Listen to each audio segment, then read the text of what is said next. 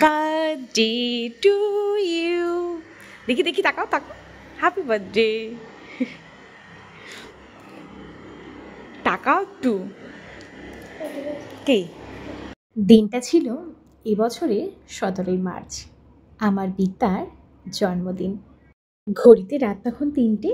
তখন ঘুম থেকে উঠে ফ্রেশ হয়ে বিদ্যাকে রেডি করে, আর হ্যাঁ, সমস্ত ব্যাগ গতকাল রাত্রেবেলাতেই গুছিয়ে রেখেছিলাম, কারণ আমাদের আজকে ভোরবেলাতে বেরোতে হবে।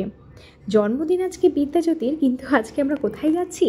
হ্যাঁ, যাচ্ছি কিন্তু আজকে বিদ্যা, আমি, মা আর আমার ভাই যাবে আমার সাথে। আজকে যাচ্ছি বিশেষ একটা কাজে কলকাতা। কেন যাচ্ছি সেটা না হয় কিছুক্ষণ পরেই আপনাদেরকে বলি। আর এখন এই যে বাড়ি থেকে রওনা দিয়েছি, তারপর আমার ভাইকে আমার বাড়ির থেকে রিসিভ করে দেন আমরা রওনা দিলাম।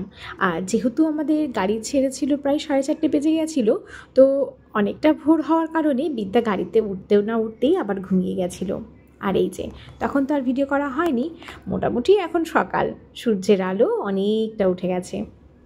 এই করতে করতে আমরা একদম পৌঁছে গেছি আমাদের গন্তব্যস্থল। এইটা কলকাতা, আমাদের একজন বিশেষ নামকরা একজন ডিরেক্টরের বাড়িতে। সেখান থেকে রেডি হয়ে সোজা চলে গিয়েছিলাম শুটিং ফ্লোরে। আর কিসের শুটিং, হ্যাঁ সেটা তো এক্ষুনি বলবো।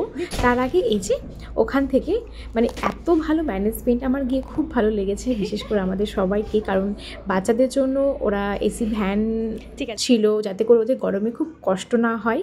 আর এই যে সেই জায়গাটা চিনতে পারলেন কে শুটিং করছে? পরশুরাম। আমাদের স্টার জলসায় রাত 8টা থেকে যে সিরিয়ালটি শুরু হয়েছে, পরশুরামের শুটিংয়ে গিয়েছিলাম। আমার বিদ্যা চাইল্ড আর্টিস্ট হিসাবেও সেখানে গিয়েছিল।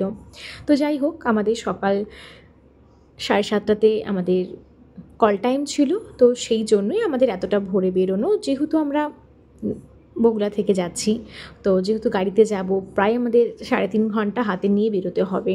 ওই জন্য আমরা 4:30টাতে বেরিয়েছিলাম। পুরো আমরা রাইট টাইম 7:30টার মধ্যেই পৌঁছে গিয়েছিলাম। আর এই যে শুটিংটা প্যাক আপ করে দেন আমরা আবার গাড়ি নিয়ে বাড়ির উদ্দেশ্যে বেরিয়ে গেলাম। হ্যাঁ, তবে এখানে একটা ছোট্ট গল্প, সেটা আমি আপনাদের সাথে শেয়ার করি। বিষয়টা হচ্ছে এই যে আজকের দিনটা, এটা কিন্তু আমাদের লাইফে আমাদের মানে পাওয়ার জন্য কত 2 বছর আমাদেরকে ওয়েট করতে হয়েছিল। আমাদের সকলের মানে বিশেষ করে আমার তো মানে স্বপ্নের শহর কলকাতা বলতে পারি, কারণ অনেক স্বপ্ন। কলকাতা মানেই আমার কাছে অনেক ভালো লাগা, ভালোবাসা, অনেক স্বপ্ন। কি বলবো, মানে আমি এখন ভাষা হারিয়ে ফেলছি বলতে গিয়ে। যাই হোক, আমার বিদ্যার এই আজকের এই দিনটা, বিশেষ করে ওর আজকে জন্মদিন, তো এই জন্মদিনেই আজকের এই প্রথম ওর জীবনে একটা কাজ, যেটা আমরা গত 2 বছর ধরে যেটা আমরা চেয়েছি, আমরা অনেক চেষ্টা করেছি। হ্যাঁ, চেষ্টা করতে আমাদের অনেকটা সময় লেগেছে ঠিকই, আর সময় লাগাটাই স্বাভাবিক, কারণ আমার ফ্যামিলি থেকে কেউ এই ইন্ডাস্ট্রিতে বিলং করে না। তো সম্পূর্ণ নিজের চেষ্টায় অনেক অনেক স্ট্রাগল করেছি। আমার কলকাতা থেকে আসা, আমার ছেলের জন্য মানে অনেক খোঁজ নিয়ে মানে এসেছি, অডিশন দিয়েছি, ঘুরে গেছি, যে ফাইনালি এই প্রথম ওর কোনো কাজ, হ্যাঁ সেটা হলো আজকে। আর সেটা আমাদের কাছে খুব স্পেশাল, কারণ সেই দিনটা ছিল ওর জন্মদিন। আর এই যে বাড়িতে ঢুকে তো আমরা সবাই সারপ্রাইজড, যেহেতু ওর বার্থডে ছিল। তো আমরা বাড়িতে এসে দেখি আমার হাজব্যান্ড, আমার পিসি শাশুড়ি মা, সবাই ছিল, আমার দেওর, মামা, সবাই মিলে, মাসি ওর জন্য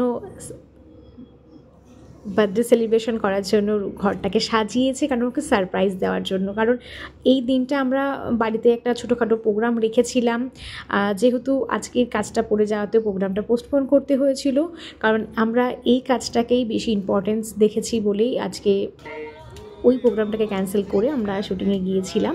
যাই হোক, এটা ওর প্রথম কাজ, আর এটা জন্মদিনেই হলো, সেটা এই জন্য আমাদের কাছে ভীষণ স্মরণীয় হয়ে থাকবে। আর আজকের এই ছোট্ট ভ্লগটার মাধ্যমে আমরা এইটুকুই আপনাদেরকে শেয়ার করলাম, আর বাকিটা নিশ্চয়ই এরপরে আরও কিছু শেয়ার করব। সকলে আপনারা আমার বিদ্যাকে অনেক অনেক অনেক আশীর্বাদ করবেন, অনেক ভালোবাসা দেবেন। থ্যাংক ইউ, সবাই ভালো থাকবেন।